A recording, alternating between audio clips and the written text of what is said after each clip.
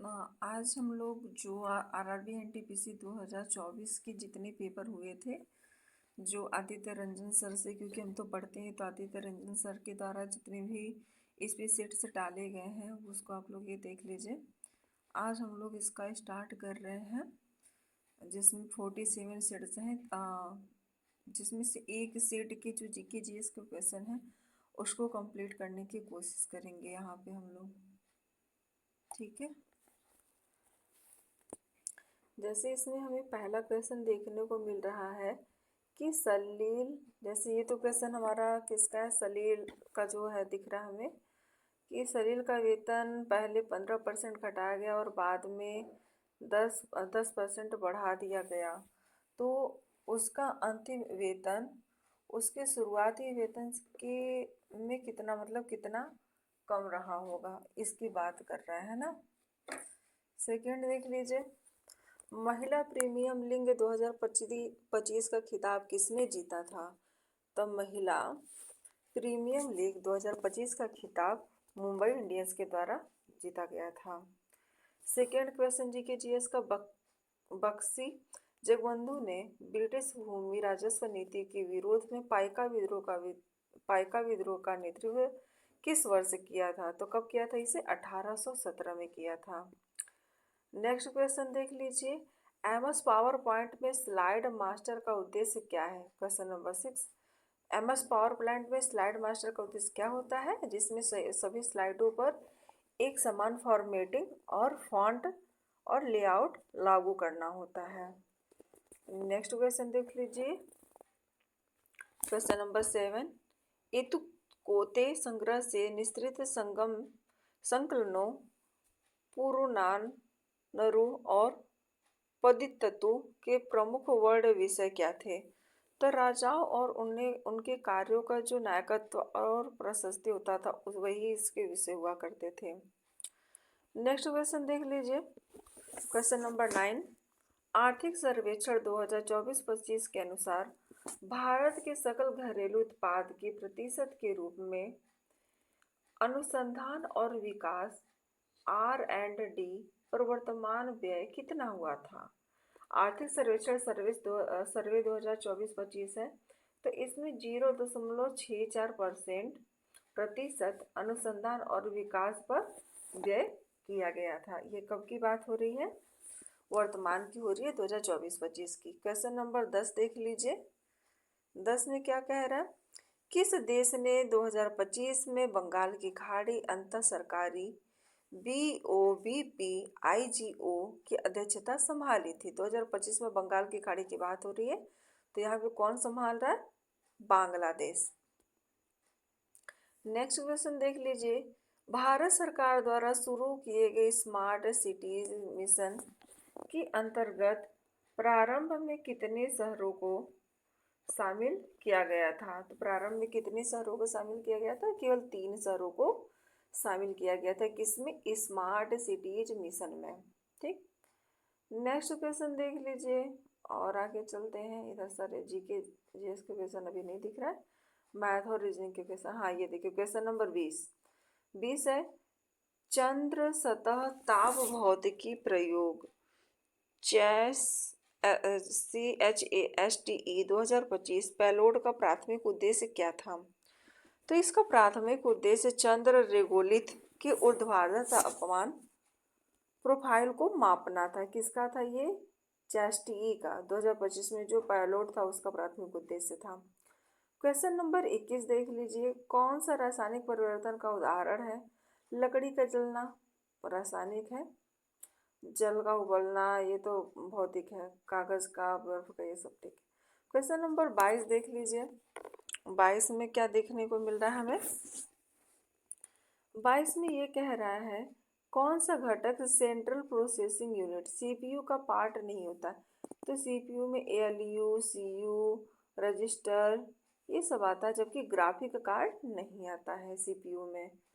Question number 23 देख लीजिए, question number 23 क्या कह रहा है, कौन सा कानून के माध्यम से अंतरजाति और अंतरधार्मिक विवाह को बढ़ावा देने के लिए प्रसिद्ध था? तो राजा राम मोहन राय के द्वारा ही देखिए सती प्रथा का अंत भी किया गया था किसके साथ में मिलकर के, लॉर्ड माउंटबेटन के साथ में मिलकर के किया गया था। और कब किया गया था? 1829 में किया गया था। ठीक है, क्वेश्चन नंबर, आगे बढ़ते हैं।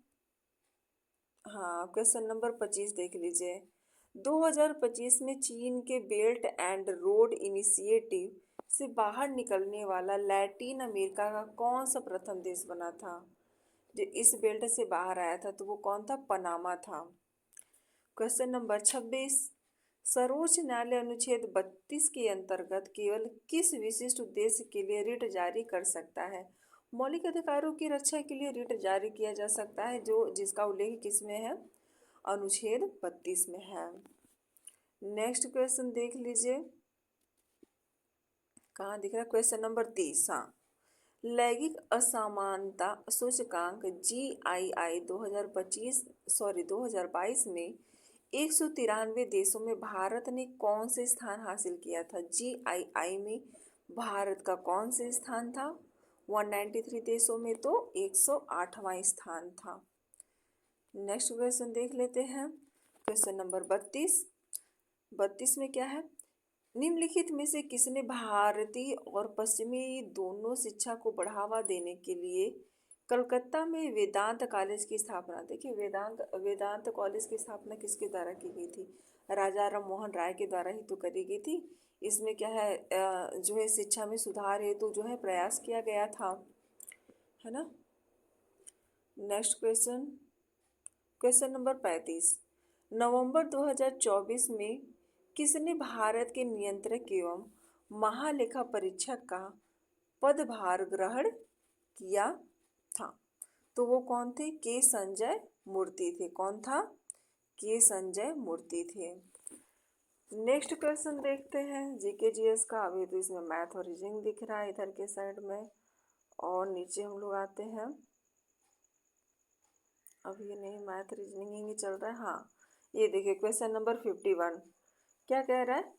पौधे की जड़, क्या बोल रहा है यहाँ पे? देखिए, पौधे की जड़ में कौन सा संरचनात्मक प्रक्रियात्मक निगम गैस विनिमय में बाधा उत्पन्न करेगा लेकिन जल अवशोषण पर महत्वपूर्ण प्रभाव नहीं डालेगा? तो वो क्या है?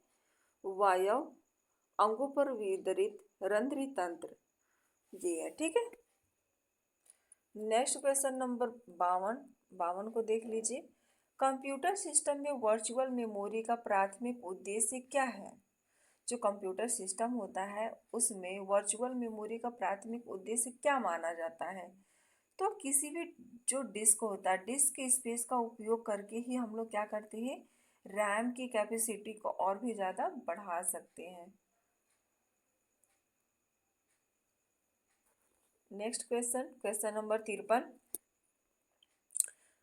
में क्या कह रहा है? 53 में देखिए, जलवायु परिवर्तन प्रदर्शन सूचकांक 2025 में कितने देशों का मूल्यांकन किया गया था? तो 2025 का जो ये जलवायु परिवर्तन प्रदर्शन सूचकांक था, इसमें 63 देशों का मूल्यांकन किया गया था। कितने देशों का? 63। ये क्वेश्चन बहुत बार पूछ चुका है, यहाँ पे भी फिर से पूछा है। आइए नेक्स्ट क्वेश्चन देखते हैं। क्वेश्चन नंबर 55 देख लीजिए, ये रहा। 24 डिग्री अक्षांश किस भारतीय राज्य की राजधानी के सबसे निकट से गुजरता है? तो यह एमपी के भोपाल के सबसे निकट से क्या है? गुजरता है 24 डिग्री अक्षांश। नेक्स्ट क्वेश्चन देख लीजिए, क्वेश्चन नंबर 58, गुप्तोत्तर काल की राजधानी में भुक्ति शब्द का प्रयोग किसके लिए किया जाता था? प्रांत के लिए किया जाता था। किसके लिए किया जाता था? ये प्रांत के लिए किया जाता था। नेक्स्ट क्वेश्चन देख लेते हैं। संघीय विवादों के संदर्भ में सुप्रीम कोर्ट के मूल क्षेत्राधिकारों और उसके रिट क्षेत्राधिकारों के बीच प्रमुख अंतर क्या है? जैसे इसमें पहला कह रहा है कि संघीय विवाद क्षेत्राधिकार दीवानी मामलों पर लागू होता है, जबकि अरे नहीं, क्या ही बोल दिया। तीसरा इसका आंसर सही है, देख लीजिए, संघीय विवाद क्षेत्राधिकार परामर्श होता है जबकि रिट क्षेत्राधिकार बाध्यकारी होता है, क्योंकि यह ऐसा नहीं है कि आप अगर इन नियमों को नहीं मानेंगे तो फिर आपको छोड़ दिया जाएगा। नहीं, रीट के जो क्षेत्राधिकार होते हैं इन्हें आपको मानना ही पड़ता है।